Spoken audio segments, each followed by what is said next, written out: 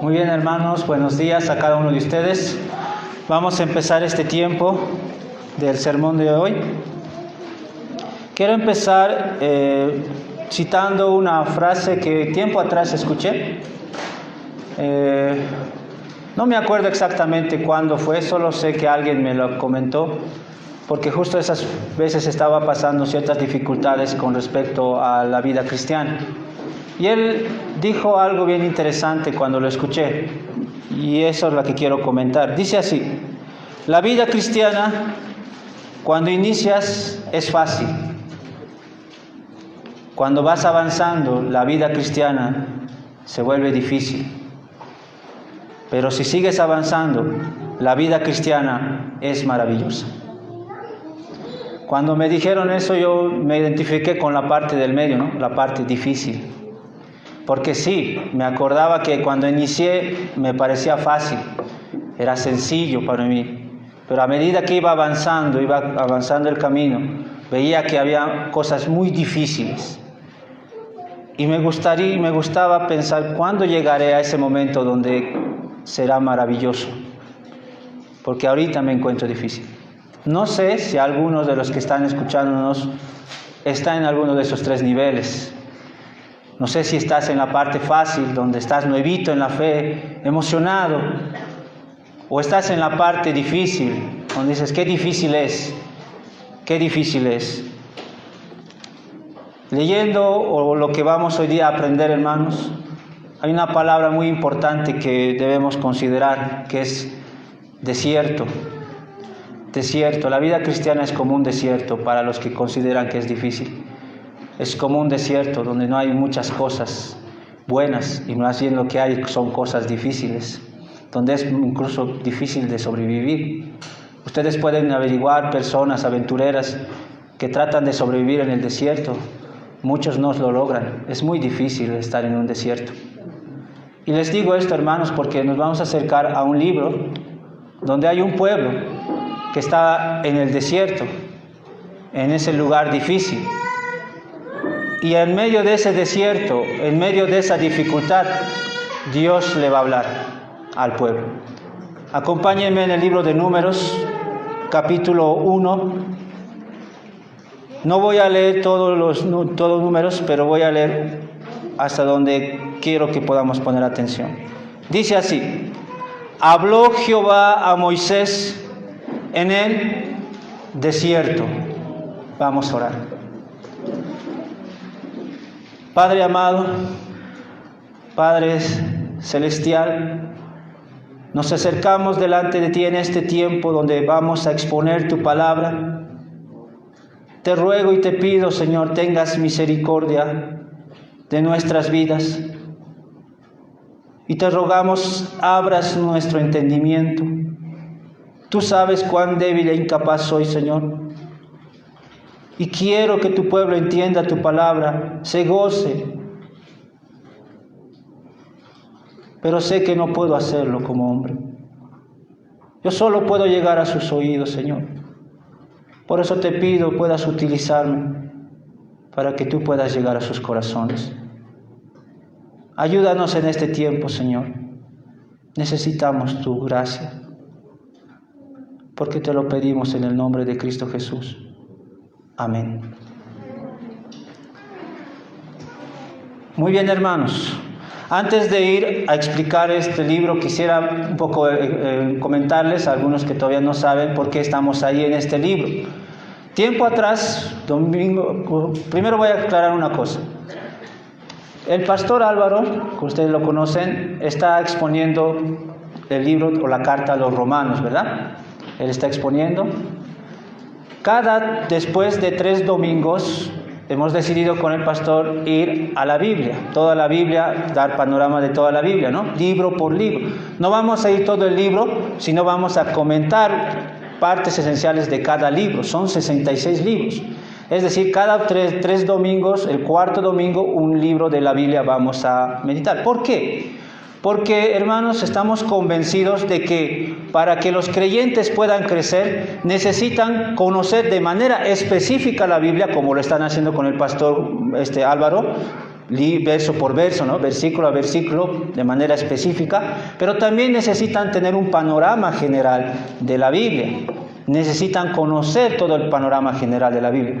Les pongo este ejemplo.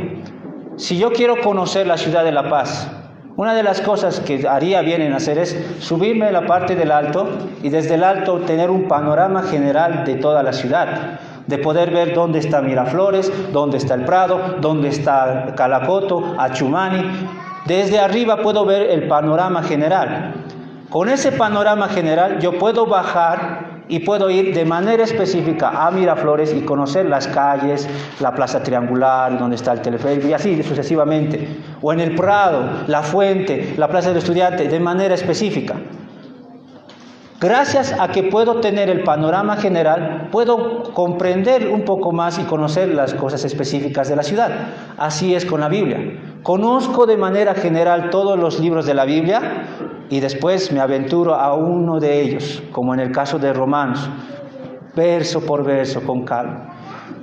Imagínate si yo solamente tengo de manera específica una calle.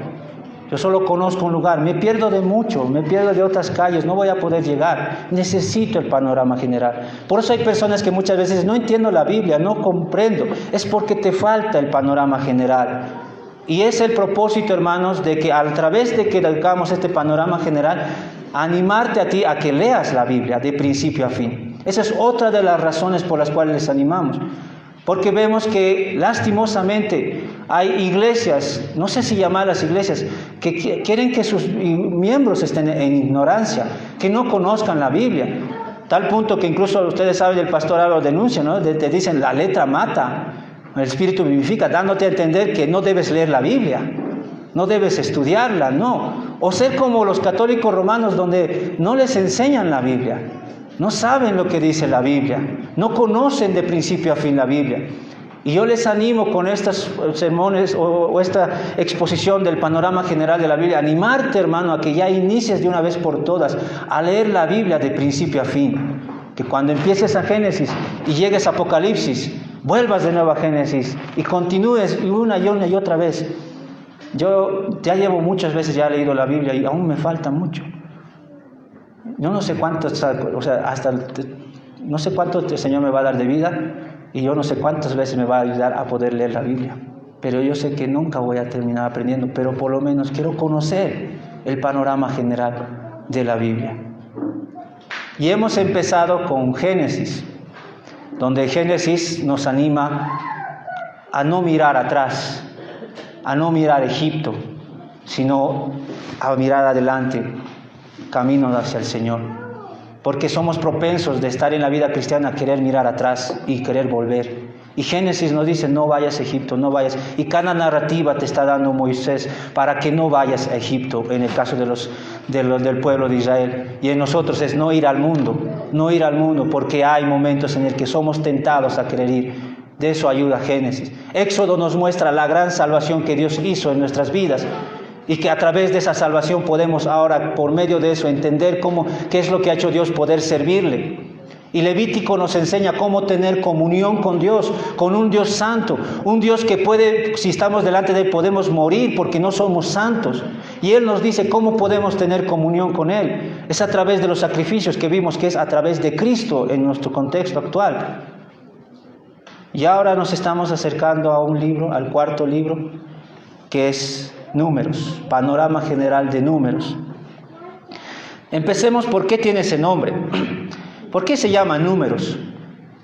Bueno, hermanos, si ustedes identifican la fecha aproximada del Señor Jesucristo, antes del Señor Jesucristo, 70 años antes, la gente ahí hablaba en su mayoría griego. La mayoría hablaba griego.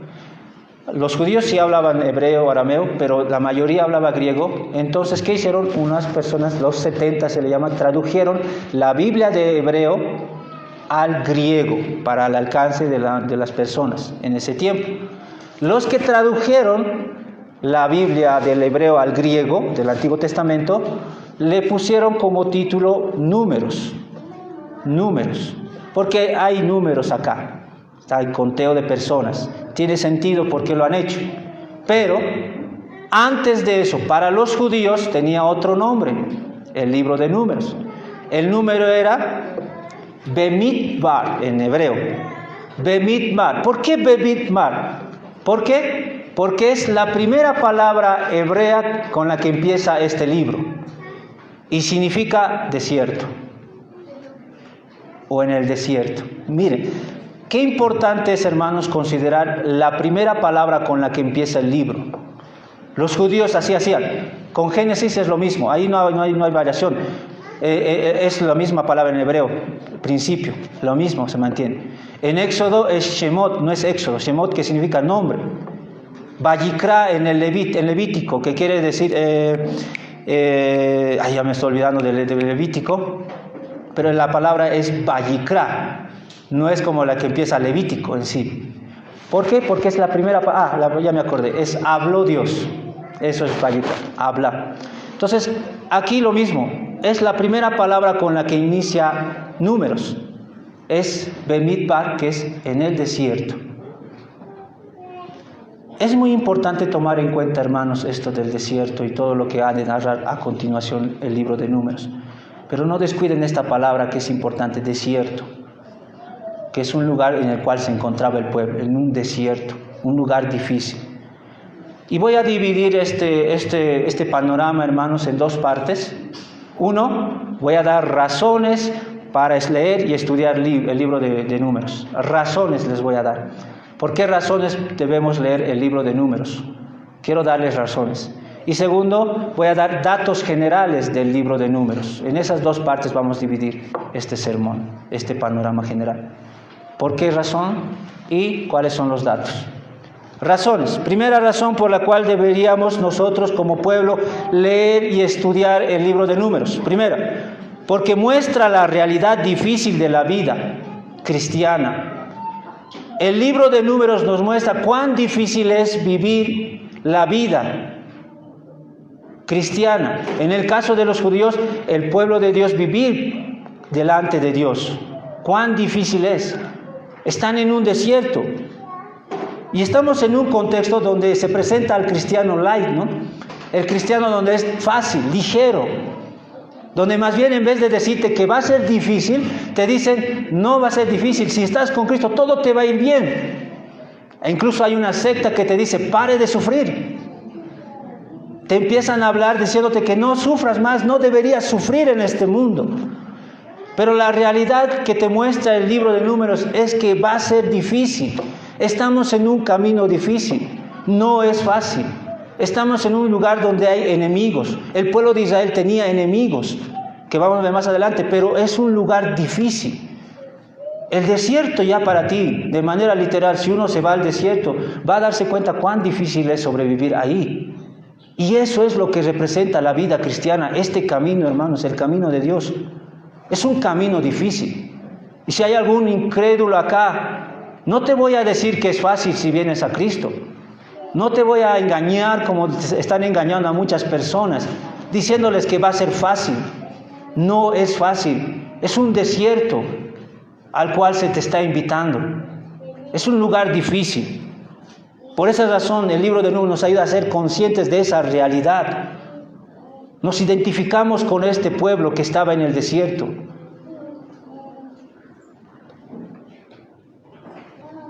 No somos del mundo, pero estamos en el mundo. Y si puede decir, no somos del desierto, pero estamos en el desierto. Estamos aquí, estamos en este lugar difícil. El Señor no nos ha llamado a un lugar como un camino de rosas. Es un camino difícil, donde hay, en el desierto del pueblo de Israel, no hay agua, hay un sol fuerte, abrasador, no hay vegetación, más bien hay bichos, escorpiones, serpientes. Es un lugar difícil.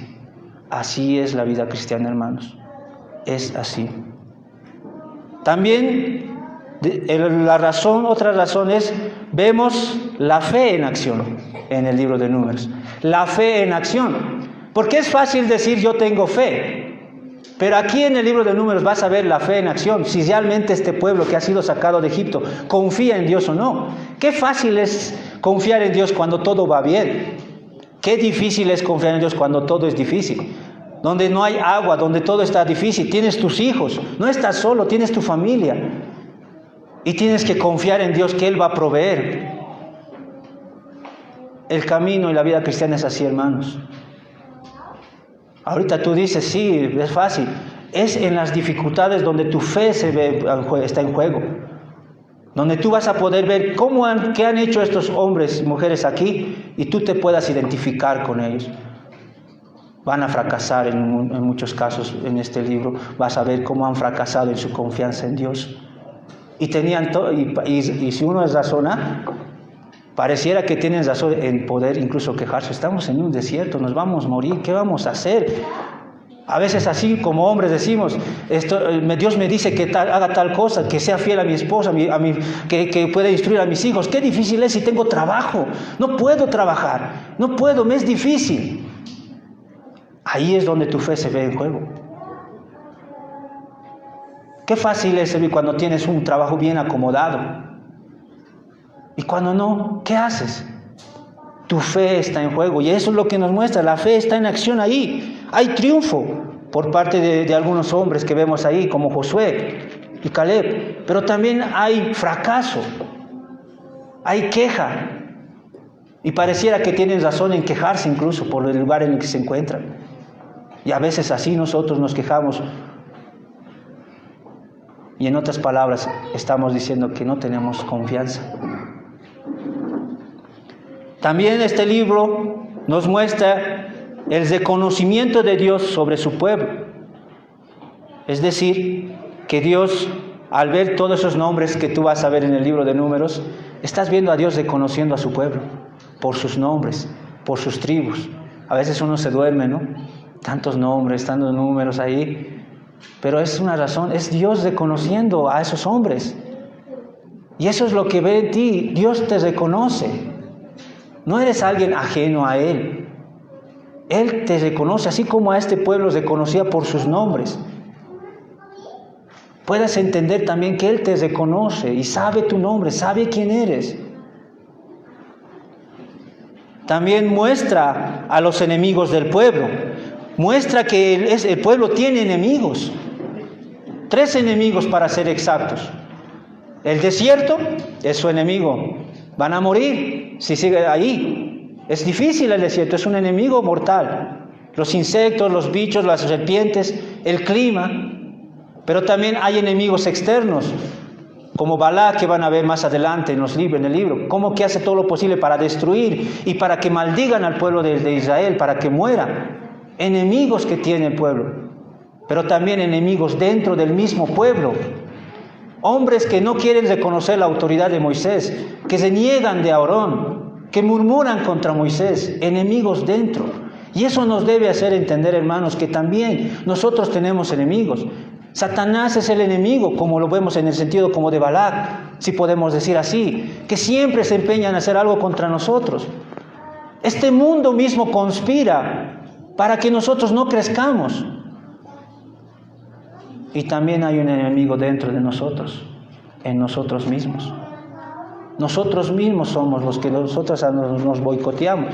O como hemos ido aprendiendo en el libro de Romanos, he aquí que el mal está en mí, está en mí. No debemos caer en extremos, donde hay sectas que solamente se enfocan en que Satanás es el único enemigo, Satanás, y yo soy inocente, pobre víctima. Yo también soy mi propio enemigo. El mal está en mí. Y eso es lo que vemos en el libro de Números. Eso es lo que te va a ir mostrando. Muestra también que la lucha es grupal. Esta lucha que ellos van a tener es grupal. Dios no ha llamado a un individuo ahí para que solito esté en el desierto y solito se vea la forma de sobrevivir, solito haga las cosas ahí. No ves a Dios llamando al pueblo de Israel ahí solito, por individuos separados. Están juntos están sí sufriendo las aflicciones, pero están juntos. Lastimosamente muchas personas, muchos creyentes son solitarios, llaneros solitarios, que solitos quieren sobrevivir en este mundo de desierto, en este mundo que es hostil al Evangelio, quieren sobrevivir solos. Pero la Biblia nos muestra a través de esta narrativa que no es solo, que son grupos, y Dios en orden los va a llevar, les va a acomodar en el campamento cómo deben estar organizados juntos, no separados. Eso es lo que vemos en este libro. Lo cual nos anima a nosotros a entender que la vida cristiana, que si bien es difícil, aún es más difícil si lo hago solo. Es junto con, al lado de, junto con mis hermanos, en comunión con ellos. Eso es lo que vas a ver cuando veas las organizaciones, cómo Dios les ordena que se organicen. La tribu de Judá en este lado, la tribu de Leví, de Simeón, y así sucesivamente. Al medio del tabernáculo, alrededor del tabernáculo, los levitas. Hay una organización para cuidarse. Están juntos, no están separados.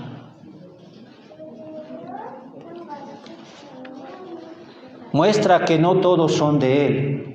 Este libro muestra que no todos son de Él, porque dentro del mismo pueblo habían fieles e infieles que no eran, aunque estaban dentro del pueblo.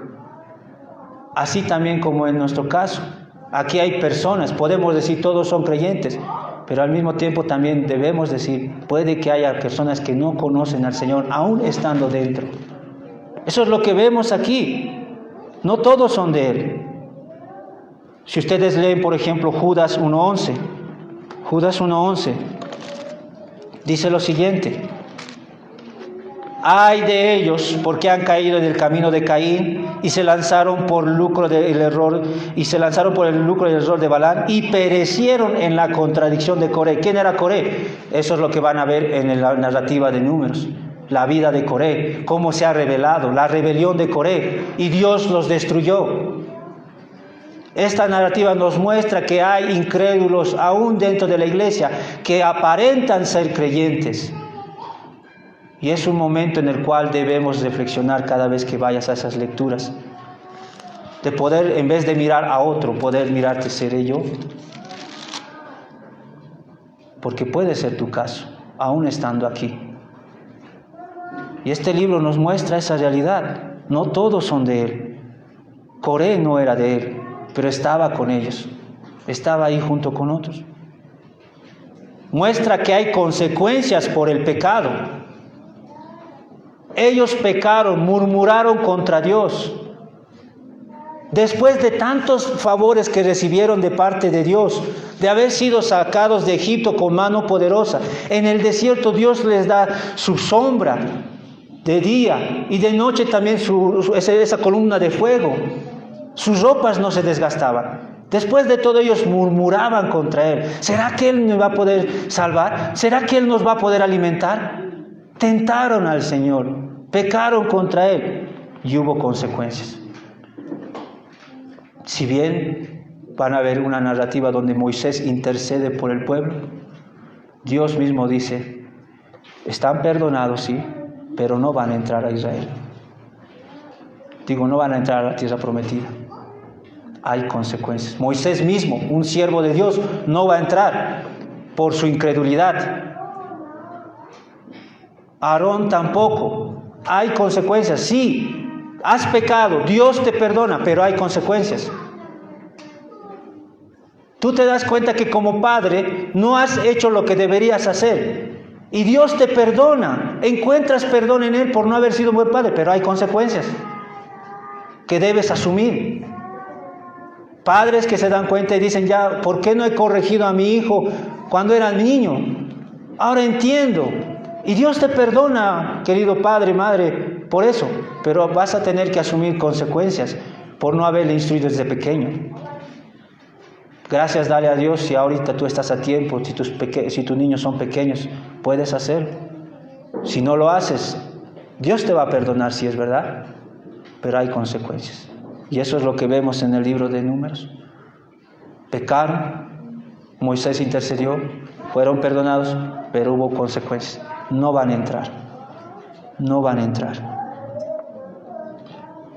Y quizá, hermanos, con todo lo que eso puede haber más cosas, más razones. porque es amplio. Espero con estas razones ya haberle dado esa motivación para ir al libro. Pero también hay otra razón. La razón es porque es palabra de Dios. Este libro es palabra de Dios. Y si es palabra de Dios, es útil para enseñarnos, para redarguirnos, animarnos, para corregirnos, para instruirnos en justicia, a fin de estar preparados para toda buena obra. Si es palabra de Dios, va a ser de bendición. Y también la última razón, hermanos, por la cual les animo a leer, es porque vas a poder ver a Cristo. Vas a poder ver a Cristo en este libro. Y te animo a que puedas buscar a Cristo. Está Cristo en este libro. Y ese es el anhelo. Ya con esto, aunque no te hubiese dado todas las demás razones, ya basta con esto. El cristiano quiere ver a Cristo, quiere conocer a Cristo, quiere estar más con su Señor, quiere conocer a su Señor. Y si yo sé que en el libro de Números está Cristo, quiero leer el libro de Números. Quiero buscar a Cristo. ¿Dónde se encuentra mi Señor? ¿En qué lugar? Quiero escarbar, como un hombre que está escarbando un lugar para encontrar un tesoro. Quiero escarbar el libro de Números. Quiero conocer, quiero ver a Cristo. No sé cuántos de ustedes han tenido alguna vez el privilegio de volar en avión, sobre todo si tuvieron que ir al extranjero. Pero en mi caso, una de las cosas que yo quería, que rogaba por favor, que cada vez que si voy a subir al avión, es que pueda estar en la ventanilla, porque a veces te dan números y no puedes estar en la ventanilla. Y yo quería estar en la ventanilla. ¿Por qué? No solo quería ver las nubes, que ya una vez lo he visto, todos, ¿no? Quería ver el mar. Quería estar ahí expectante. ¿Dónde se encuentra el mar? ¿Dónde está? Quería y anhelaba ver el mar. Más aún cuando llegué a ese lugar donde sabía que esa era una isla, donde tenía mar, no solo quería ver el mar, quería ir al mar. Y no solo quería ir al mar, quería, si Dios me permitiera, nadar en el mar. Y no solo quería nadar en el mar, sino, por eso ya no pude, bucear y meterme en el mar para poder ver qué hay dentro del mar. Y así es con el cristiano. Anhela ver a Cristo, anhela ver, y no solo quiere ver en qué sentido se encuentra Cristo ahí, cómo es que se encuentra, y quiere ver más, y se da cuenta que es muy profundo lo que enseña cada libro de la Biblia, y en este caso Números, de Cristo. A un no cristiano no le va a interesar, no va a querer, le va a parecer aburrido, te vas a dormir. Pero al cristiano se esfuerza, quiere saber, indagar, ver y encontrar a Cristo, y ver a Cristo, y gozarse. Espero que estén así, hermanos, con ese deseo de querer conocer a Cristo en el libro de Números, verlo a Él. Ya les he dado un pantallazo o razones. Vamos a ir ahora a los datos generales. ¿Qué datos debemos considerar para cuando yo vaya a leer el libro de Números? Primero, 3 cosas siempre les he animado a que puedan considerar: el autor, la audiencia y el mensaje. Es muy importante cualquier libro de la Biblia considerar esas 3 cosas. ¿Quién es el autor? ¿Quién lo ha escrito? ¿A quién le ha escrito? La audiencia. ¿Y cuál es el mensaje que ha escrito? Cuando tú te identificas a la audiencia, te vas a dar cuenta del por qué ha escrito lo que ha escrito, por qué ese es ese mensaje, por qué ese pueblo entendió el mensaje que tenía el libro de Números. ¿Quién fue? Ya les he ido comentando, fue Moisés. Moisés escribió Génesis, Éxodo, Levítico y Números. Y vamos a ver el siguiente número que también escribió Moisés. Pero aquí Moisés es el autor. El mismo libro te muestra, habló Dios a Moisés, y habló Dios a Moisés. El mismo libro te está dando a entender de qué es Moisés. También, vuelvo a decir, los otros libros de la Biblia, el Nuevo Testamento, el Antiguo Testamento, reconocen la autoría de Moisés. El mismo Señor Jesucristo reconoce la autoría de Moisés.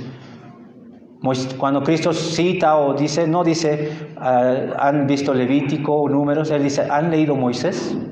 Refiriéndose a esos libros. Autor, Moisés. La audiencia, hermanos, es 2 generaciones. La antigua generación y la nueva generación. La antigua generación que salió de Egipto y la nueva generación que nacieron en el desierto. En el desierto. Esta primera generación es la que se rebeló contra Dios, que fue incrédulo, que miró el desierto y dijo, aquí no vamos a sobrevivir, estamos en peligro, no vamos a poder. Miraron a la tierra prometida, dijeron, no, son muy fuertes, nos van a matar, no vamos a poder entrar. ¿Qué vamos a hacer? Vamos a perecer acá, se resignaban. Ese pueblo es la primera generación. Y la segunda generación es una nueva generación que Dios va a preparar y que Moisés se está dirigiendo como decirles, mira, ¿han visto sus padres cómo han hecho? Ustedes van a entrar a la tierra prometida, no hagan lo mismo. No cometan los errores de sus padres. Es eso lo que vemos aquí, esa es la audiencia. Se puede decir una nueva generación de jóvenes que han de entrar a la tierra prometida. Y la anterior generación que por su incredulidad no van a entrar. Si bien algunos de ahí eran salvos, pero no iban a entrar. Esa es la audiencia. Tomen en cuenta siempre eso al momento de leer. Entiendan de que cada narrativa está enfocándose a esas generaciones, a la anterior y a la nueva especialmente. Ahora, en la que me quiero centrar un poco es en el mensaje. El mensaje podemos dividirlo en el tema, propósito y estructura. Y finalmente en Cristo, que es lo que yo quiero que podamos ver. El tema, ¿cuál es el tema de Números? Disciplina. Ustedes pueden ver disciplina aquí en el libro de Números. Si bien por eso algunas veces es pesado para las personas, por todo ese orden que viene, números que hay, eso está encerrando una disciplina que Dios está plasmando en su pueblo. Pero también dirección, les da directrices, cómo deben dirigirse. ¿Saben? El pueblo de Israel no avanzaba cuando quería, porque quería. La columna les decía cuándo avanzar y cuándo detenerse. Si la columna avanzaba, significaba que debían avanzar. Eran direccionados por Dios. No eran así por así. No hacían lo que bien les parecía. Dirigidos por Dios. Hay provisión. El tema también se muestra la provisión de Dios en medio del desierto. Cómo Dios provee para este pueblo. Se ve eso claramente. Disciplina, dirección, provisión. Y el propósito de Números, por el cual fue escrito, entendiendo la audiencia ya lo podemos captar. ¿Qué es? La transición de la antigua hasta a la nueva generación. Es decir, en la primera generación les había comisionado Dios algo.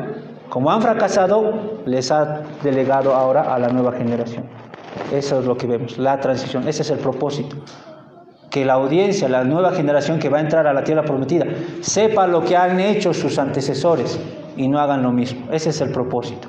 La transición de la antigua y nueva generación. Y la necesidad de creer para cumplir eso. No van a poder si no creen en Dios, si no creen en su provisión. No van a poder. Sus primeros padres, la primera generación fracasó. Esta generación debe estar preparada. No debe cometer lo mismo que han cometido sus padres.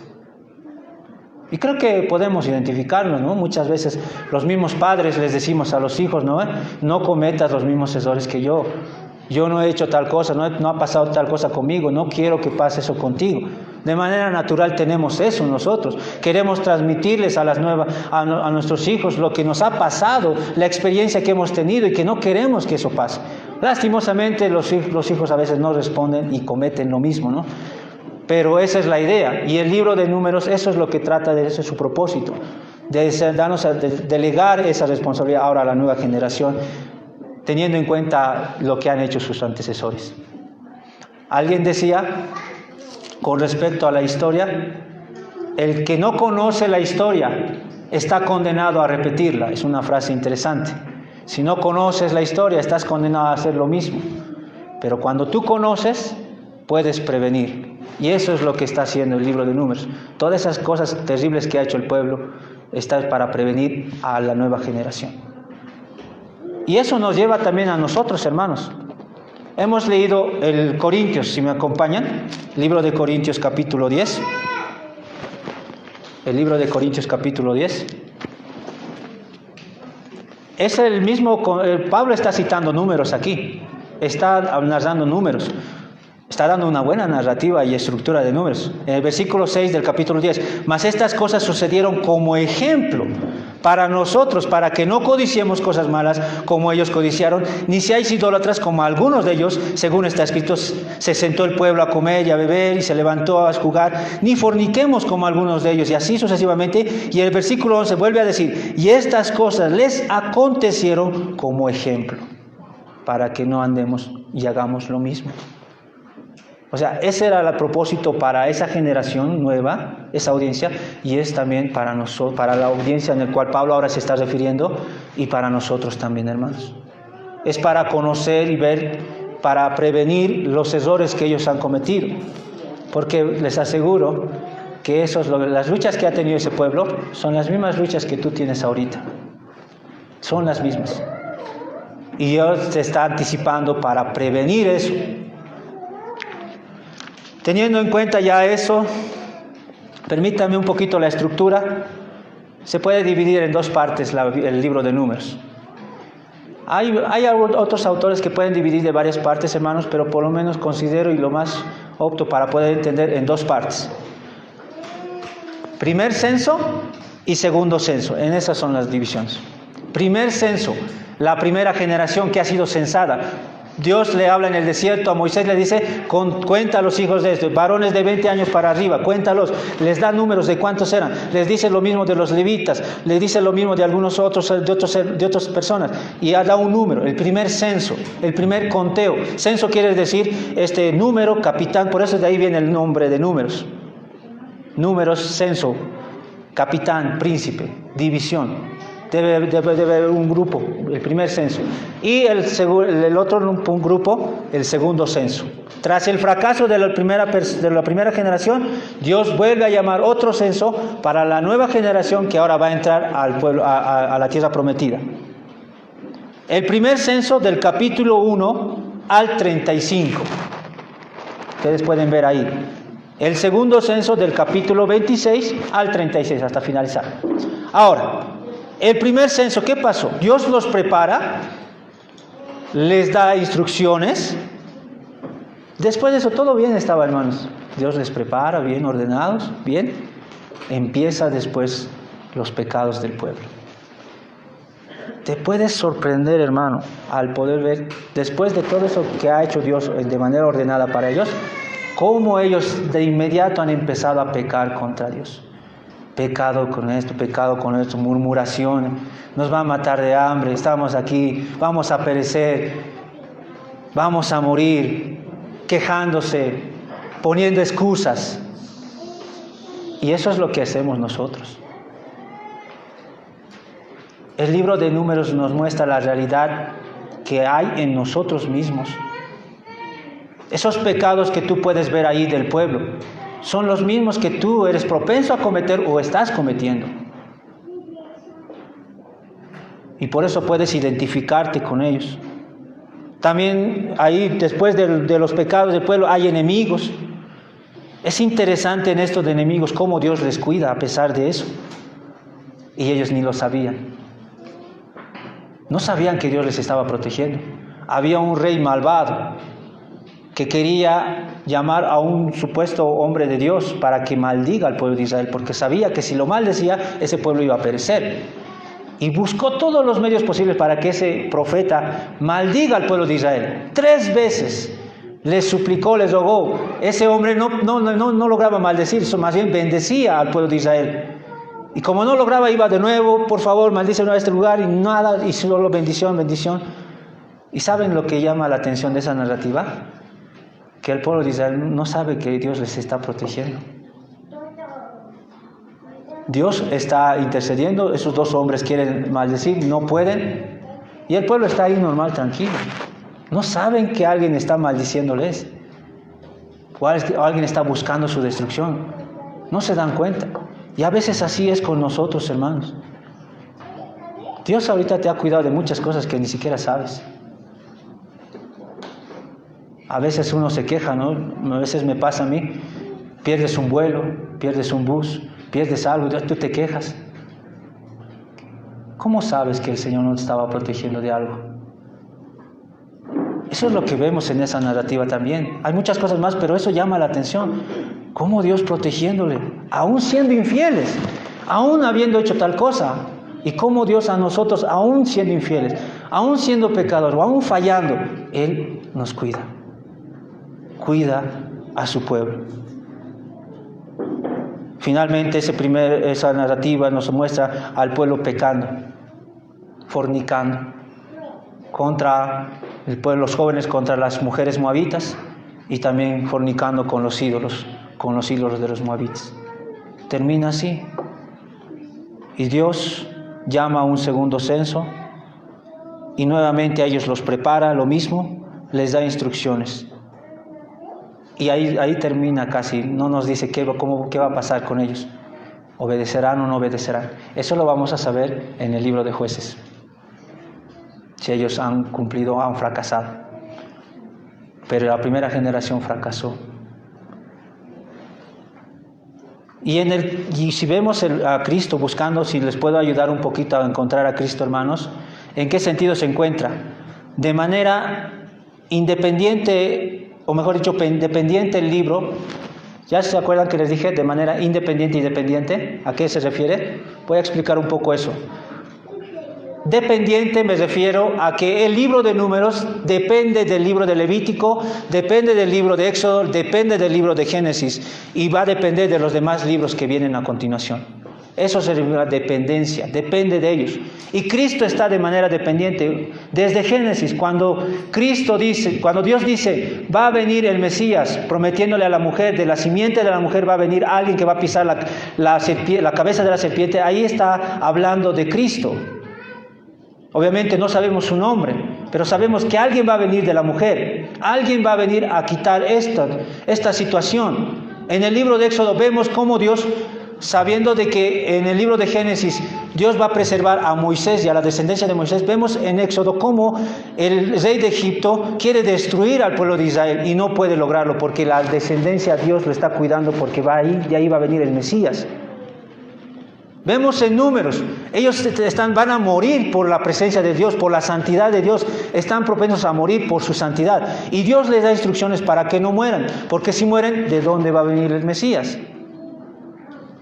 Y ahora lo mismo acá, en el desierto, van a morir por la situación del desierto, por los enemigos que tienen, y Dios aún así los cuida, porque ahí va a venir un Mesías, va a venir el Mesías. De hecho, de manera clara se encuentra en esto de Números, si me acompañan, justo en lo que el rey Balac quiere hacer que Balaam maldiga al pueblo de Israel. Y Balaam, en vez de maldecir, bendice, y dice en el capítulo 24 de Números, versículo 17. Miren lo que dice: lo veré, mas ahora lo miraré, mas no de cerca. Saldrá estrella de Jacob. Ahí está Cristo. Saldrá estrella de Jacob. Va a salir alguien de Jacob. ¿Cómo voy a maldecir a un pueblo? Si va a salir de ahí la estrella de Jacob, va a venir alguien que va a quitar este problema en el que nos encontramos toda la humanidad. Alguien va a venir, estrella de Jacob va a salir. Dios preservando por causa de su promesa. Él prometió algo: voy a enviar al Mesías. Y cada libro nos está mostrando cómo Dios está cumpliendo su promesa, a pesar de que el mismo pueblo fue rebelde, y preservando.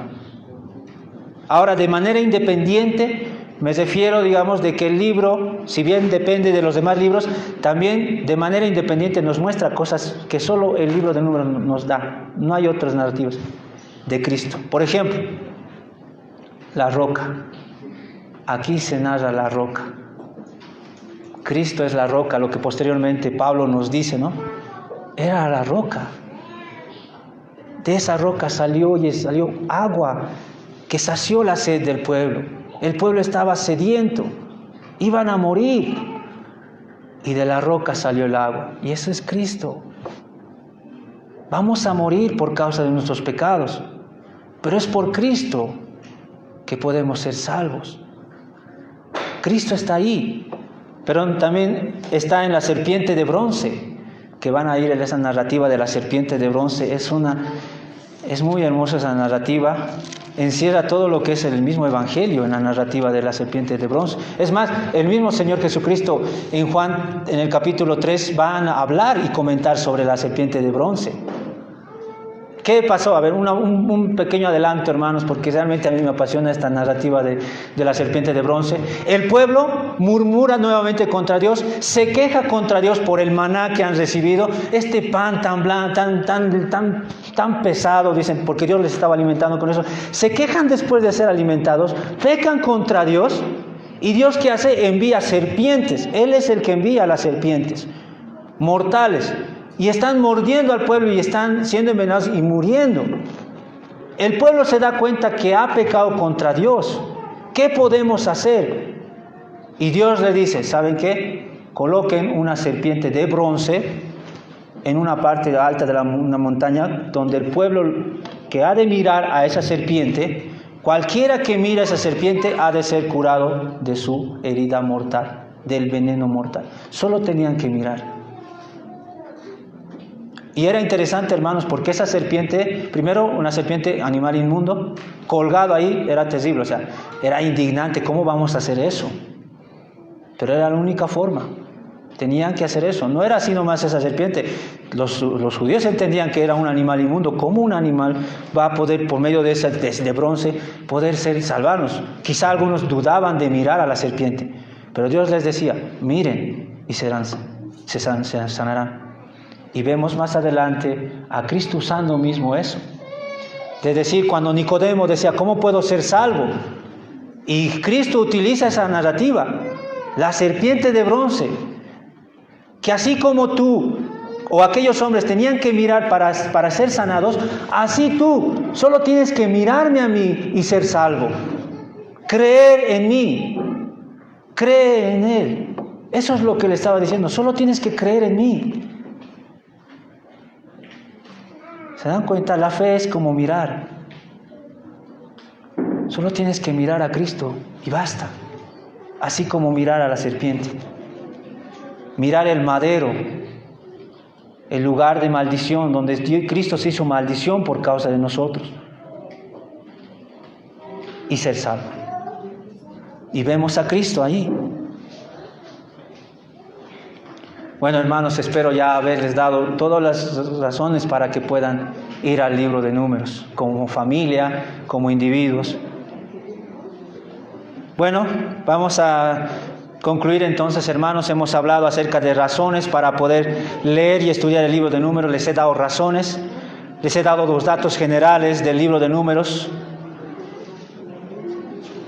Permítanme, hermanos, poder terminar con lo siguiente.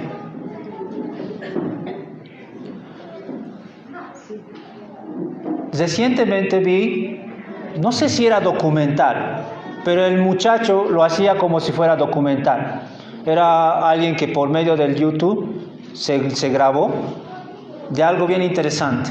Él era un mexicano que quería pasar la frontera a Estados Unidos.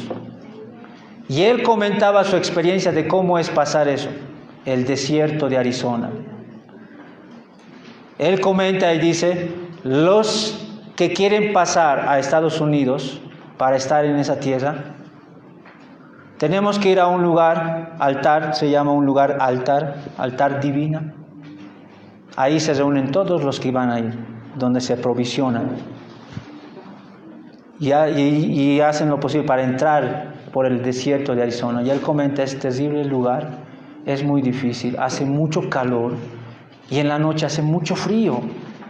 Es más, peor aún cuando hay invierno, si vas a esas fechas. Tiene que ser el viaje durante 7 a 12 días, donde tenemos que llevarnos provisiones, si no es fatal, especialmente el agua es importante. Y ahí él empieza a narrar y él nos muestra todo lo que ha recorrido, junto con otras personas ahí. E incluso hay momentos que hay dificultades con los bichos, las serpientes también hay, helicópteros que vuelan de Estados Unidos para ver quién se está queriendo pasar.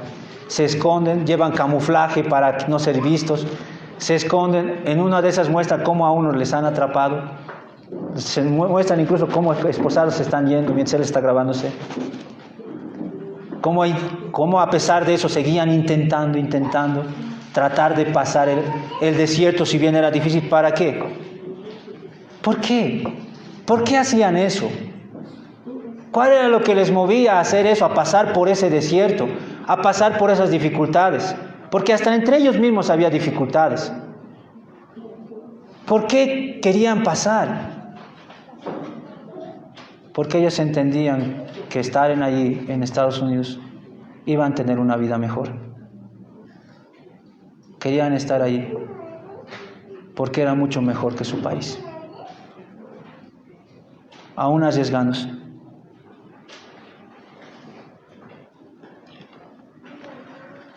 Nosotros, hermanos, o el cristiano, ¿por qué a pesar de todas las dificultades que se presentan en la vida cristiana, este desierto que odia al cristianismo, este desierto que es hostil al evangelio, hostil a los cristianos, ¿por qué el cristiano sigue este camino? Porque quiere llegar al lugar celestial, donde está Cristo, donde está su Señor, puesto la mirada en Él. Por eso el cristiano avanza. Y sé que, hermano, hermana, que estás aquí, sé que es difícil este camino.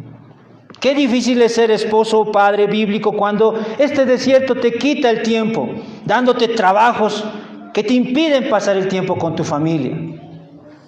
Qué difícil es ser un trabajador diligente cuando este desierto te quita compañeros íntegros y te da compañeros arrogantes, lambiscones, mentirosos, murmuradores.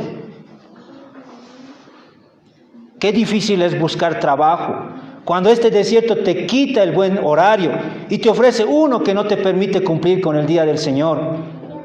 Qué difícil es ser cristiano cuando este desierto da muchos falsos creyentes que hacen quedar mal al Evangelio. Qué difícil es mantenerse puro cuando la sensualidad del desierto está por las calles y en tu mismo celular. ¿Qué vas a hacer? ¿Qué vas a hacer en este desierto, hermano? ¿Lo mismo que hizo la anterior generación? ¿Vas a hacer lo mismo? ¿Te vas a quejar? ¿Vas a poner excusas? No, hermano. No hagas eso. Más bien te animo a que mires a Cristo. ¿Cristo qué hizo? Vino a este mundo de desierto. Este mundo hostil que desde el principio quisieron matarle. Este mundo que le aborrecía, que no quería reconocer su señorío. Cristo vino a este desierto, lleno de hostilidad, lleno de pecado y maldad. La vida que Cristo pasó ni siquiera era difícil, era imposible de vivir. Era imposible, pero Él hizo posible lo imposible. Vivir una vida sin pecado y estar dispuesto a morir en lugar del pecador, asumir la culpa y morir en la cruz del Calvario. Eso era imposible de hacer para nosotros. Por Él ahora tú puedes vivir la vida cristiana. Mientras tú no mires a Él, va a ser difícil. Por eso ahora entiendo a qué se refería, porque la vida cristiana es maravillosa. Porque estás mirando a Cristo. Si no miras a Él, va a ser difícil. Obviamente va a ser difícil. Pero si miras a Él, va a ser maravilloso. Él te ha de ayudar en esta dificultad en la que te encuentras. Va a estar contigo, como lo estuvo con el pueblo de Israel. Solo te digo eso, hermano. Vive la vida cristiana con Él. Qué interesante es ver personas que dicen que son cristianas y viven la vida cristiana sin Cristo. La vida cristiana se vive con y en Cristo. Sin Él no vas a poder. Y si hay alguno aquí que no conoce al Señor, y sabes que no conoces al Señor, sabes que eres pecador. Tu pecado es como ese veneno mortal que tarde o temprano ha de matar y quitar tu vida. Has de morir y has de rendir cuentas a Dios por tus pecados. Esos pecados que incluso, como comenté tiempo atrás, son secretos a la vista de los hombres. Vas a pagar. Está tu vida en riesgo, tu alma está en riesgo. Tarde o temprano va a llegar, quizá hoy. Pero ¿sabes qué? Así como el pueblo de Israel miraba a la serpiente para ser salvo, tú mira a Cristo y cree en Él y serás salvo. Serás perdonado, serás limpio, serás nueva criatura.